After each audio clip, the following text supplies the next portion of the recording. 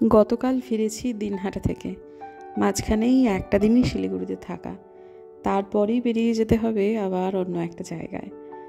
তো আমার মেয়েটারও তো গোটানোর অনেক ব্যাপার আছে, টিউশনগুলো মিস হচ্ছে।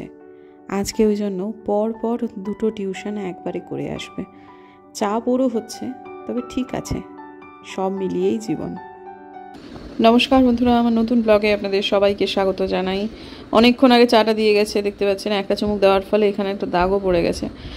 তো আমার পাটা খুবই যন্ত্রণা করছে, যার ফলে আমি আপনাদের সামনে এসে ব্লগটা যে শুরু করব সেটা একটু বিলম্বিত হচ্ছে।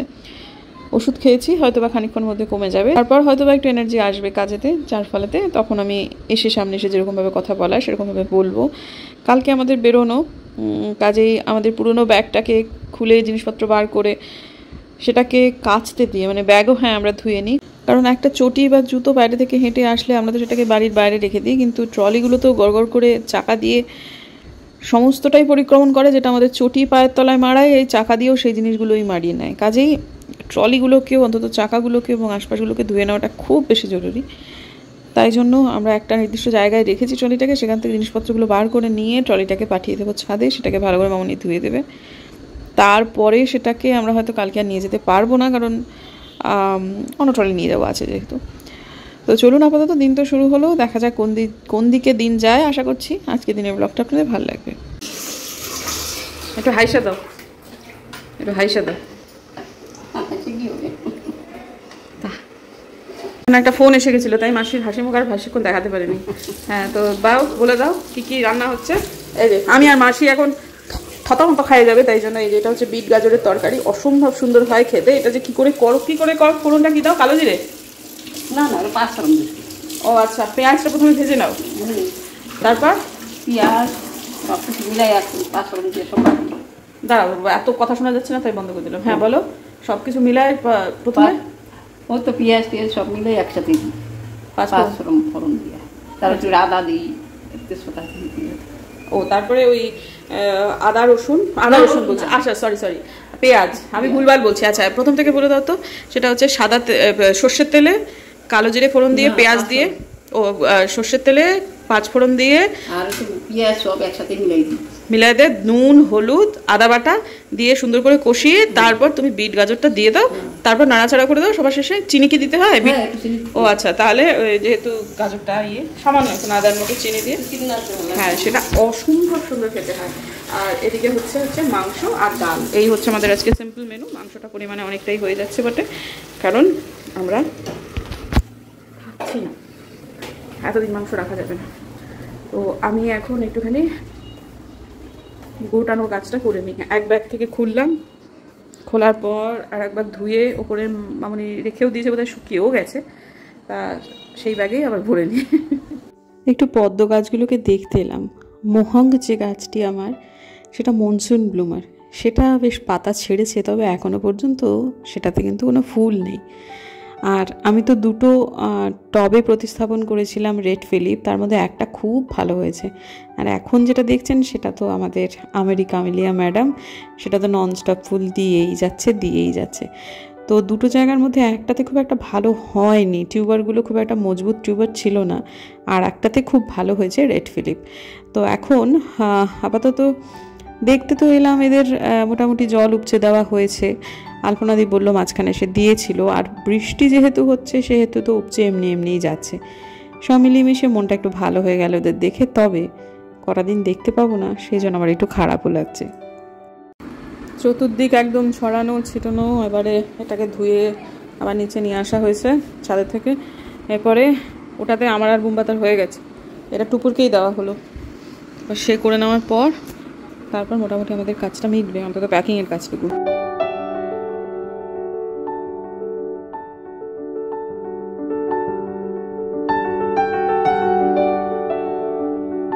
আমার এই 1000 পেটলটা ডরমেন্সি নিয়ে নিয়েছে, এটাকে পাতাগুলো কেটে দিতে হবে এবং এটার শেকড় তুলে ফেলতে হবে। তো শীতকালে সাধারণত নিত, কিন্তু এটা এত বড় বড় পাতা হলো, ফুল দিল না। এতটুকু টবে আসলে 1000 পেটল দেয় না। এটা আলাদা জাত, এটা সহজ জাত, এটা খুব কঠিন জাত। তবে এটা যদি ফুল ফোটানো যায় সাউথ ইন্ডিয়ায়, যেদিনকে এই ফুল ফোটে সেদিনকে তাদের বাড়িতে একটি নারায়ণ পুজো করা হয়। হ্যাঁ মানে কোনো কোনো জায়গায় এত সাংঘাতিক, মানে সহস্রদল বলে তো এটাকে, এটাই সাক্ষাৎ নারায়ণ পদ্ম বলে আর কি। তো সেটা আমি যত্ন করে রেখে দেবো, তবে এই 1000 পেটাল না আমি কাউকে বিক্রি করব না, কারণ এটা খুব ডিফিকাল্ট একটা পদ্ম। আমি তো ঠকেছিলাম, এটা আমাকে ঠকিয়ে দেওয়া হয়েছিল। যারা বিগিনার তাদের না কখনো এই পদ্ম দিতে নেই, ডিফিকাল্ট পদ্ম এটা। মোহঙ্গ দিতে নেই, এটাও দিতে নেই, জাস্ট একটা বিক্রি করবার জন্য ছেলেটি জাস্ট গছিয়ে দিয়েছিল, মানে এত আনপ্রফেশনাল। মানে আমাকে ছবি দেখিয়েছিল, দেখিয়ে বলেছিল কোনটা সুন্দর দেখতে, যেটা আপনার পছন্দ সেটা আপনি চুজ করুন। আমি ক্যাটালগ দেখে এটা চুজ করেছি কারণ এটা খুব সুন্দর দেখতে। তখন হচ্ছে ঠিক আছে ওকে ডান, কিন্তু এটা বলে দেয়নি যে এটা কিন্তু এই ব্যাপার। তারপরে তো সে তাকে যখন কিছু বলতে যাই তার তো যুক্তিতর্কের মানে পাহাড়, একটা কথা বলার জায়গায় 10টা কথা বলে। তা আমি বুঝলাম একে দিয়ে হবে না। তা যাই হোক, আপাতত এটাকে যত্ন করছি, যা হয় ভালোর জন্যই হয়।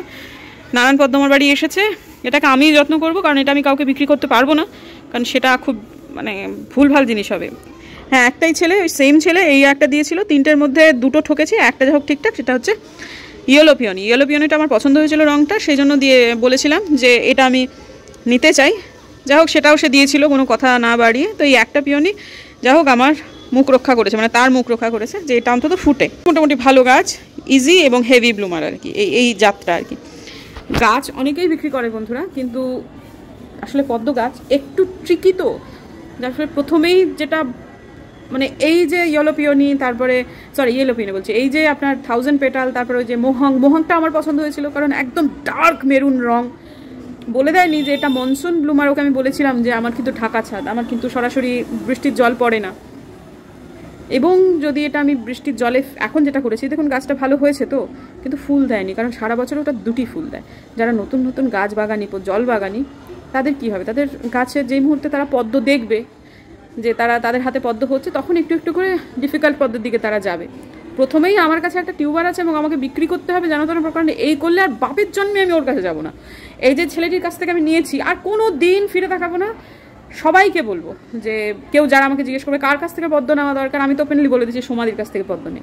শিব মন্দিরের সমাধি আমাকে খুব সিম্পল একটা সমাধান বলে দিয়েছিল। 7 ঘাটের জল খেয়ে আমি বুঝতে পারছি যে ভাই পদ্ম গাছ কঠিন কিচ্ছু গাছ নয়, পদ্ম গাছ ভীষণ সহজ গাছ, এবং পদ্ম গাছকে খুব জটিল করে দেখানো হয়। সমাধি যেটা বলে দিয়েছিল, সেই মুহূর্তে চতুর্দিকের কথা শুনে আমারও মনে হয়েছিল বাবা সমাধি মাত্র এইটুকু বলে দিল, শুধু এইটুকু পরিচর্যা না বোধ হয়।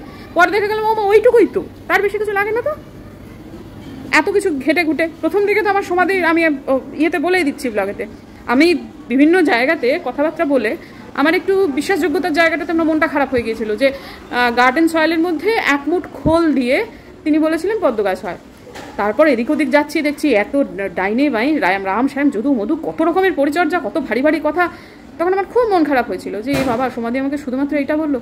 তারপরে আমি আবার যেটা বলছি, এদিক ওদিক ঘুরে দেখলাম হ্যাঁ ওইটাই, সামান্য একটু এদিক ওদিক, সেটা খুব সামান্য, মানে বুঝে আর কি, আইডি বুঝে যত্নে সামান্য একটু হেরফের। আসল দরকার হচ্ছে রোদ্দুর লাগবে, হ্যাঁ মানে পদ্ম গাছে রোদ্দুর লাগবে, এবং কিছু কিছু আইডির প্রতি কিছু কিছু যত্ন এক্সট্রা, ব্যাস এর অতিরিক্ত কিচ্ছু নয়। তা নয় সে একেবারে আপনাদের আধ ইঞ্চি এই দিতে হবে, আধ ইঞ্চি ওই দিতে হবে, মাটির লেয়ার এইভাবে করতে হবে, ঘন্টার মাথা কিচ্ছু না, ছাতার মাথা রাগ উঠে যায় আমার। দেখুন দেখে সে খুব সিম্পলভাবে করে কি সুন্দর হচ্ছে পদ্মগুলো। আর যেটা হবার নয় সেটা হবে না, মানে অনেক বড় 1000 পেটাল কি হবে না, হবে 1000 পেটাল। আমাকে বিরাট বড় একটা মানে জলাশয় করতে হবে, বা একটা বিশাল বড় চারি লাগবে, তারপরে সেইটাকে প্রতিস্থাপন করতে হবে। ওটা 1000টা পাপড়ি, এনার্জি দরকার। তো এইটুকু মাটি থেকে বেচারা পাবে কেমন করে, সেটাও তো বুঝতে হবে। ওকে দোষ দিয়ে তো লাভ নেই, কিন্তু বিগিনারদের জন্য এই গাছ নয়। তো চলুন আপাতত নিচে যাই, আমাদের প্যাকিং মোটামুটি হয়ে গেছে। আজকে আমার একজনকে দেখতে যাব নার্সিংহোমে, সেদিন গুরুতর অসুস্থ। এই তো আপাতত চলুন বেরোই। আমরা খাবারটা মানে আমাদের যাওয়ার সময় যে খাবার টাবারগুলো লাগবে সেটা ব্লিঙ্কিট করে দিলাম। হসপিটালে যে যাবো, যা নিয়ে যেতে হবে, তো টুকটাক কিছু একটা মন্ত্র লাগে, সেটাও ব্লিঙ্কিট করে দিলাম। খুব সুবিধা হয়েছে ব্লিঙ্কিট করে আমাদের। আজকে শিলিগুড়িতে প্রথম একটা ইয়েতে দেখলাম, ফেসবুকে একজন নিউজ করেছেন যে কুয়াশায় ঢেকে গেছিলো 6:30, মোটামুটি 7:30 পর্যন্ত একেবারে কুয়াশাচ্ছন্ন ছিল। তখন আমি বাইরে আসিনি, যার ফলে দেখতে পাইনি, কিন্তু একদম মনে হচ্ছিল শীতের সকাল শিলিগুড়িতে। ভালোই লাগছিল এই সময়টায়, কার্তিক মাস সময়, এই সময় থেকে এগুলো পড়ার কথা। কিন্তু যাই হোক আজকে কুয়াশাটা হয়েছিল। আর যেদিনকে আমরা দিনহাটায় যাই সেদিন তো রীতিমতো গায়ে চাদর দিতে হয়েছিল, আপনারা দেখেইছেন। আশা করছি কালকে আমাদের খুব সকাল সকাল ফ্লাইট, আবার 10 মিনিট সময় এগিয়ে এসেছে, মানে মেসেজে দেখলাম। তার মানে খুব তাড়াতাড়ি আমাদের কালকে 6টার সময় বেরোতে হবে। হয়তো বা আমরা কালকেও কুয়াশাটা পাবো মনে হচ্ছে। তবে এবারেতে যাচ্ছি ফ্লাইটে, হ্যাঁ ওই মহানন্দা তো পেরোতেই হবে, আশা করছি আমরা এবার কুয়াশা পাবো। এই তো কটি খাবার, এই যে আমার হাজব্যান্ড এটা পেলে খুব খুশি হয়ে যায়। এই তো এটা ঠিক আছে, আমার শ্বশুরমশাইও পেলে খুশি হবেন। আর এই চকোপাই এটা খুলে নিতে হবে, এই বক্সে করে নেওয়া যাবে না, ওটা খুলে ফেললে বাক্সটারই বেশি ব্যাস। আর এটা জুসটা ঠিক আছে ওকে। প্রতিশোধবাবু বাইরে গেছেন, এখনো ফেরেননি, তা উনি আস্তে আস্তে আশা করছি আমরা চলে আসবো। তো এই যে এই সবগুলো নিয়ে যাচ্ছি, বাচ্চা মানুষ ফেস্টিভ সিজনে ধর, হ্যাঁ হ্যাঁ বেচারি আটকে পড়ে আছে। বাবা মার খুব টেনশন, স্বাভাবিক এই সমস্ত ক্ষেত্রে। বাচ্চাটি নার্সিংহোমে ভর্তি হয়েছে, হঠাৎ খুব জ্বর এসেছিল, বোঝা যাচ্ছিল না কারণটা, ইনফেকশন ভিতরে কিছু ছিল, খুব খুব ভালো একটা বাচ্চা, কিন্তু কি থেকে যে কি হয় বোঝাও তো যায় না এখন। তা যাই হোক, তারপর এখন চিন্তা বাবা হয় না, তো মঙ্গলবার পর্যন্ত কি থেকে যে কি হয়েছে এখন না গেলে ভালো বুঝতে পারছি না। মেয়ের বন্ধু, তো যাই দেখি, মিত্র নার্সিংহোমে ভর্তি, খুব মেয়েদের কিছু না হলেও ভুগছে তো বটেই আর কি। তো এখানে একটা টুকরে জিন্স শুকোচ্ছে, যার ফলে ফ্যানটা বন্ধ করতে যাচ্ছিলাম, শুধু শুধু আলো না জ্বালিয়ে থাক জ্বলুক একটা। দিন এতখানি ছোট হয়ে গেছে, 5:30 বাজে, দেখুন 6টা থেকে ভিজিটিং আমার, একদম পুরো অন্ধকার হয়ে গেছে, একটু আলো বোধহয় বাইরে পাওয়া যাবে না। এই যে দেখুন এখন বাজে 5:45, 5:30 না 5:45। তো চলুন এবার বেরোই, সরাসরি একটা টোটো বাড়ির সাথে গেলে খুব ভালো হয়। তো এখানে তো দিনহাটা নয় যে আমাকে টোটো যাজবে বাড়ির সামনে দিকে। মামনি 5:30টার সময় আসে, ও দিনের বেলাতেও, মানে গরমকালে 5:30, শীতকালেও 5:30, দেখুন অন্ধকার হয়ে গেছে, কি জ্বালাতন ছোট দিনের বেলা। দীপাবলি সন্নিকটে চলে এসেছে, পাড়াতে কয়েকটা বাড়িতে কিন্তু দিব্য টুনিবাল জ্বালিয়ে দেওয়া হয়ে গেছে। একটা বাড়িতে তো আমরা পেরিয়ে এলাম, সামনে একটা বাড়িতে দুর্গাপুজোর সময় থেকেই কিন্তু চলছে। ইনফ্যাক্ট কোজাগরি লক্ষ্মী পূর্ণিমার সময়তেও এদের বাড়িতে আমি রীতিমতো আলো জ্বলতে দেখেছি। দুর্গাপুজোটা বোধহয় ভুল বললাম, এরা কোজাগরি থেকেই, যে সামনে যে বাড়িটা দেখছেন মানে একটা ফ্ল্যাট, এরা কোজাগরি থেকেই কিন্তু এরকমভাবে আলো জ্বালিয়েছে, এবং সেটাই বোধহয় করা উচিত। আমি টুপুরকে বললাম, দেখ টুপুর, পরের বার হয়তো বা আমিও তাই করতে পারি। এবারে তো একেবারে নাকের ডগা দিয়ে নাক ঘেঁষে ফিরছি, দীপাবলির আগেই ফিরছি, তবে ওই আর কি নাক ঘেঁষে, তবে আমাদের বাড়িতেও আলো জ্বলবে। তো এই সময়টায় মনে মনে ভাবছি যে কী ব্যাপার, রাস্তাঘাটে তো বন্ধ বন্ধ কেন? পরে বুঝলাম আজকে রবিবার, শিলিগুড়িতে বেশিরভাগ দোকানই বন্ধ থাকে, দিনহাটায় এই বন্ধটা হয় হচ্ছে শনিবার দিনে, আর শিলিগুড়িতে রবিবার দিন। তো আলোকোজ্জ্বল বাড়িঘর তো দেখতে না খুব ভাল লাগে। তবে যেই সময়টায় আমরা বেরিয়ে এসেছি, এটা সদ্য সন্ধে লাগছে, তো অনেক বাড়িতেই কিন্তু আলোটা এখনও জ্বালানো হয়নি। আমরা যখন আবার ফিরছিলাম তখন দেখছি আরও বেশি আলো জ্বলছে অনেক বাড়িতে। তো দেখতে দেখতে চলে এলাম মিত্র নার্সিংহোমে। তো সামনেটা দেখে মনে হচ্ছে না বৃষ্টি হয়েছে, আসলে কিন্তু বৃষ্টি হয়নি, এরা ধুয়ে দিয়েছে। নার্সিংহোম তো এখন পরিষ্কারের ব্যাপারে নার্সিংহোম ভীষণ স্ট্রিক্ট হয়ে গেছে, মিত্র নার্সিংহোম আগে এতটা ছিল না। তো যাই হোক, তারপর ওর সাথে দেখা করে নিয়ে ঠিকই হয়ে যাচ্ছে, সেরে গেছে মোটামুটি, তবে কিছুদিন সময় লাগবে, সেজন্য এখনই ওকে ছাড়বেন না, মঙ্গলবার বা বুধবার ছাড়বেন। তো এখন আপাতত তারপর যখন টুকুরকে নিয়ে ফিরছি, ওকে দেখে মনে হলো যে একটু বাইরে এসছি, একটু কিছু মা খাওয়ালে বোধহয় ভালো হয়। তো তো মুখে বিশেষ কিছু বলেনি, আমিও মুখ দেখে বুঝতে পেরেছি। বাবু কিছু খাবি? প্রথমে বলছে না, বললাম চল না খাই, বলে চলো। তারপরে ততক্ষণে চলে এসেছি হাতিমোড়ের কাছে। তো ইয়ামি জাংশন বলে একটা এখানে একটা রেস্টুরেন্ট খুলেছে, ওভার প্রাইসড। বোম্বাদের সাথে খেতে এসে আমার খুব একটা ভালো লাগেনি, কিন্তু এই মুহূর্তে এটা ছাড়া আমার কোনো অপশানও ছিল না। তো এলাম, এদের চাটা বড্ড ভালো, চিনি ছাড়া এই মালাই চা একটা নিলাম, খুব ভালো খেতে লেগেছে চাটা বটে। তারপর টুকটাক এটা ওটা খেয়ে তারপরে আবার রওনা দিলাম রিক্সা নিয়ে। এইটুকু জায়গা আমাকে রিক্সা নিয়ে আসতে হচ্ছে, কারণ আমার জুতোটা ছিঁড়ে গেছে একদম, তো আমি হাঁটতে পারছিলাম না। তো যখন ফিরছি তখন দেখছি আরও কয়েকটা বাড়িতে কিন্তু দিব্য আলো জ্বালিয়ে দিয়েছে, কারণ একটু আগেই যে বললাম যখন আমরা বেরিয়েছি তখন অনেক বাড়িতেই আলো জ্বালানোটা হয়নি, এতদিন ছোট হয়ে গেছে, 5:30টার সময় তারা জ্বালায়নি। তো এখন যে বাড়িটা ক্রস করলো সেটাও টুকুরের এক বন্ধুরই বাড়ি। তো এরা সবাই বাড়িতে থাকছে দীপাবলির সময়টাই, তাই তাড়াতাড়ি জ্বালিয়ে দিয়েছে। আমরা ফিরে এসে তারপরে জ্বালাবো, ঠিক আছে, তবু দেরি হলেও জ্বলবে তো আমাদের বাড়িতে, এইটুকুই সান্ত্বনা। যত ভাবি তাড়াতাড়ি করবো, সেই দেখুন দেরি হয়ে গেল। এবং আজকে আর অ্যাকোয়াগার্ডে জল ভরার কোনো প্রয়োজন নেই, এই অবধি দেখুন আছে। এই পর্যন্ত আছে, সকালবেলাতে উঠতে হবে 4:30-র মধ্যে, 6টার সময় বেরোনো।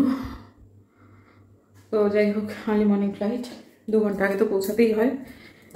তো আশা করছি অত সকালবেলাতে সমস্ত কিছু খোলাই থাকবে, মানে রাস্তায় কোনো জ্যাম ট্যাম হবে না। তো এখন সবাই শুয়ে পড়েছে, আমারই সমস্ত কাজ ফাজ মিটিয়ে শুতে দেরি হলো। তারপরে আবার সকালবেলায় উঠে একটু জলখাবার টলখাবার করে দেওয়া, এইসবগুলো তো রয়েছে। আমরা বাড়ি খালি রেখে যাচ্ছি না কিন্তু, কারণ আলপনাদি কিছুক্ষণ সময় থাকবে না, প্রত্যেকেই আসবে মিনামাসি বাদ দিয়ে। আলপনাদি আসবে, মামুন আসবে, আর এক পরিচিত আর কি কাকু কাকিমা, তারা এর আগেও এসেছিলেন আর কি আমাদের বাড়িতে। তা প্রত্যেক দিন প্রতি কিছু অর্থের বিনিময়ে আর কি ওদেরকে থাকতে বলা হয়েছে।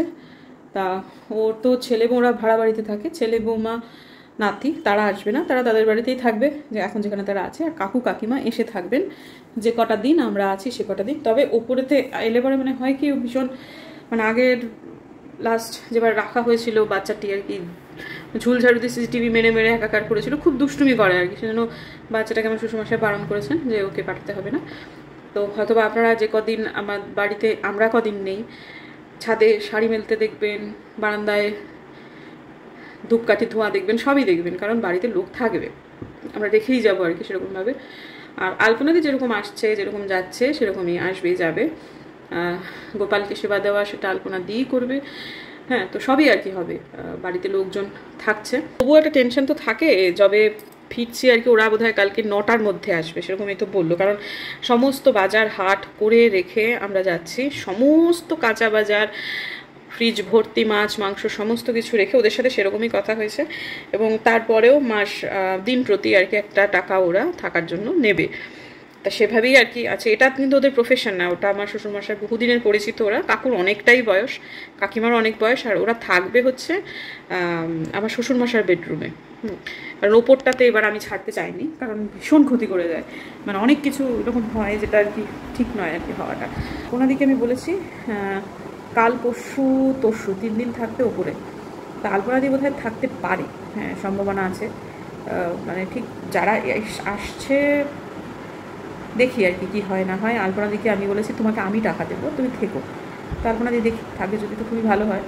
তো মানে কাল পরশু তরশু 3 দিন থাকলে আরও 2 দিন তো এমনি থাকা যায়, মানে দেখি আমি কালকে থাকবো এটা শিওর। আমি কালকে আরেকবার একটু ফোন করে বলবো আলপনাদি প্লিজ পরশু দিনও থেকো এবং তারপর দিনও থেকো আর কি। তো দেখা যাক।